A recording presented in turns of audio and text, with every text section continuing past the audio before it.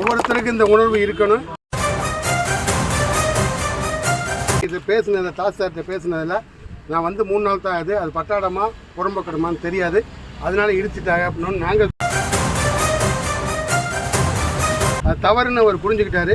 செவ்வாய்க்கிழமைகள் நான் விசாரித்து உங்களுக்கு அது என்ன செய்யணுமோ உங்கள் ஆகம முறைப்படி அதை வச்சு தரக்குள்ள தவறாக அது புறம்போக்கு இடமா இருந்தால் பண்ண மாட்டோம், பட்டாடமாக இருந்தால் வச்சு தரக்கு ஏற்பாடு பண்ணி தரோம்.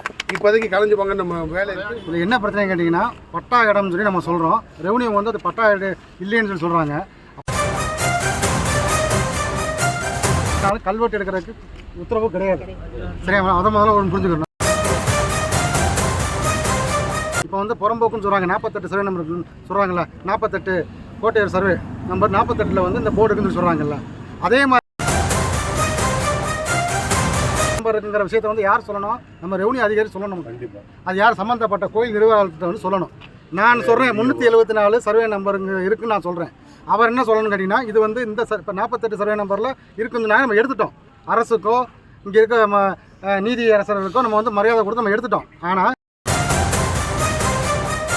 சர்வே நம்பரில் இருக்குது அப்படின்னு நம்ம இப்போ இன்றைக்கி ஃபைட் பண்ணுறோம். ஆனால் இங்கே ரெவன்யூ அதிகாரி என்ன சொல்லியிருக்கேன் கேட்டிங்கன்னா, இந்த சர்வே நம்பரில் இருக்குது அதனால் எடுக்க போகிறோங்கிற தகவலை நம்ம கோயில் நிர்வாகத்துக்கு நம்ம சொல்லியிருக்கணும். அந்த தகவல் சொல்லலை, கேட்டால் வந்து நான் ஃபோன் பண்ணேன்னு ஏதோ ஒரு அலட்சியமான ஒரு பதில் சொல்கிறாரு ரெவன்யூ அதிகாரி. நன்றி.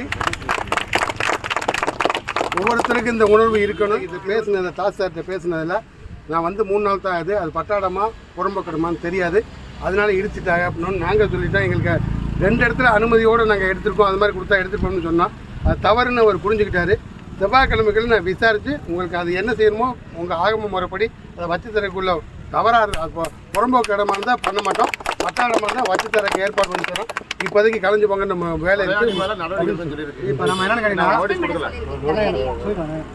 ஆனால் இப்போ நம்மளுடைய சிறுவாலை கிராமத்தில் அந்த கிருஷ்ண கோவிலுக்காக வந்த எல்லாருக்கும் நன்றியை தெரிவிச்சிடும். ஃபஸ்ட்டு இதில் என்ன பிரச்சனை கேட்டிங்கன்னா, பட்டா இடம்னு சொல்லி நம்ம சொல்கிறோம், ரெவன்யூ வந்து அது பட்டா இல்லைன்னு சொல்லி சொல்கிறாங்க. அப்படியே பட்டா இடமா இருந்தாலும் இல்லைனாலும் கல்வெட்டு எடுக்கிறதுக்கு உத்தரவு கிடையாது. சரியா, அதை முதல்ல ஒன்று புரிஞ்சுக்கணும்.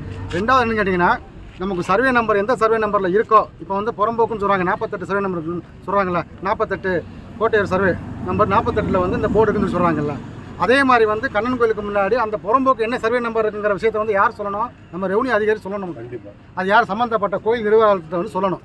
நான் சொல்கிறேன் 374 சர்வே நம்பருங்க இருக்குன்னு நான் சொல்கிறேன். அவர் என்ன சொல்லணும்னு கேட்டிங்கன்னா, இது வந்து இந்த இப்போ 48 சர்வே நம்பரில் இருக்குதுன்னா நம்ம எடுத்துட்டோம். அரசுக்கோ இங்கே இருக்க நீதி அரசர்களுக்கோ நம்ம வந்து மரியாதை கொடுத்து நம்ம எடுத்துட்டோம். ஆனால் நம்ம இந்த அதே மாதிரி வந்து கோயிலில் வந்து இந்த சர்வே நம்பரில் இருக்குது அப்படின்னு நம்ம இப்போ இன்றைக்கி ஃபைட் பண்ணுறோம். ஆனால் இங்கே ரெவன்யூ அதிகாரி என்ன சொல்லியிருக்கேன் கேட்டிங்கன்னா, இந்த சர்வே நம்பரில் இருக்குது அதனால் எடுக்க போகிறோங்கிற தகவலை நம்ம கோயில் நிர்வாகத்துக்கு நம்ம சொல்லியிருக்கணும். அந்த தகவல் சொல்லலை, கேட்டால் வந்து நான் ஃபோன் பண்ணேன்னு ஏதோ ஒரு அலட்சியமான ஒரு பதில் சொல்கிறாரு ரெவன்யூ அதிகாரி. அதை வந்து வட்டாட்சியர் முன்னாடியே அவரும் கூப்பிட்டு பிஓவை தலையாரியும் வச்சு அவர் கேட்டார். அதுக்கு வந்து நான் ஃபோன் அடித்தேன் எடுக்கலான்னு ஒரு காரணம் சொல்கிறாரு. அவர் யாருக்கும் ஃபோனும் அடிக்கவும் இல்லை, அது சொல்லவும் கிடையாது. அது வந்து எப்படி கேட்டால், ரெண்டாவது வந்து நோட்டீஸ் கொடுக்கணும். இது வந்து ஃபோன் அடித்து சொல்லக்கூடிய விஷயங்கள் கிடையாது. ஒன்று. ரெண்டாவது அப்படி இடிக்க போகும்போது கூட நம்மகிட்ட வந்து தகவல் சொல்லியிருக்கணும், இந்த மாதிரி இருக்குன்னு சொல்லி கிராமத்தில் அந்த கோயில் நிர்வாகத்தை கூப்பிட்டு சொல்லிக்கணும். அந்த விஷயமும் பண்ண கிடையாது. அதனால் எல்லா பக்கட்டும் பார்த்தீங்கன்னா, இங்கே இருக்க ரெவன்யூ டிபார்ட்மெண்ட்டு வேணுக்குன்னு கிருஷ்ணர் கோயிலை ஹிந்து மதத்தை வழிபடுறவங்களை புண்படுத்துகிற மாதிரி நடந்துகிட்டு இருக்காங்க. அது விஷயமாக வந்து ஆன்மீக பிரிவிலிருந்து நம்மளுடைய மூத்த நிர்வாகி நம்மளுடைய கிருஷ்ண பக்தர்கள்லாம் வந்து இதுக்காக போய் நம்ம கேட்டிருந்தோம். காவல்துறை முற்றுகை போராட்டமாக நம்ம அறிவித்தோம். ஹிந்து பக்தர்லாம் சேர்ந்து முற்றுகை போராட்டம் அறிவித்தோம். முற்றுகை போராட்டத்துக்கு வந்து அனுமதி ரத்துன்னு சொல்லி நேற்று நைட்டே வந்து எனக்கு ஒரு நோட்டீஸ் கொடுத்தாங்க. அதனால் நம்ம என்ன பண்ணோம்னா, எல்லாரையும் வர வச்சு நம்ம வந்து முற்றுகை போராட்டம் வேணாம் அப்படின்னு சொல்லி முடிவு பண்ணி நம்ம இங்கே வந்து எல்லோரும் சேர்ந்து போய் தாசில்தார்ட்ட கேட்குறதாக முடிவில் இருந்தோம். ஆனால் தாசில்தார்ட்ட நம்ம வந்து எல்லாரையும் விடலை. அதனால் நமக்கு இத்தனை பேர் தான் போகணும்னு சொல்லி காவல்துறை உத்தரவிட்டதுக்கு பேரில் நம்ம எல்லோரும் முக்கியமான இதில் நம்மளாம் சேர்ந்து இத்தனை பேர் போங்கன்னு சொன்ன அடிப்படையில் நம்ம எல்லோரும் போய் கேட்டதில் இந்த தகவல் நம்ம சொல்லியிருக்காங்க.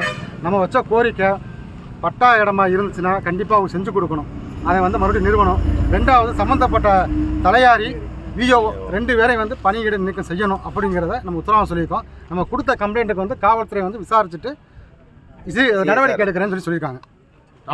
அப்படி இல்லை, இது வந்து செவ்வாய்க்கிழமை வரைக்கும் நம்ம கெடு கொடுத்துருக்கோம். செவ்வாய்க்கிழமைக்கு மேலே இது நடக்கலை அப்படின்னா நம்ம சொன்ன மாதிரி நேற்றே 10,000 பேரை தட்டுறதான் பிளானு நம்ம வந்து சொல்லியிருந்தோம்.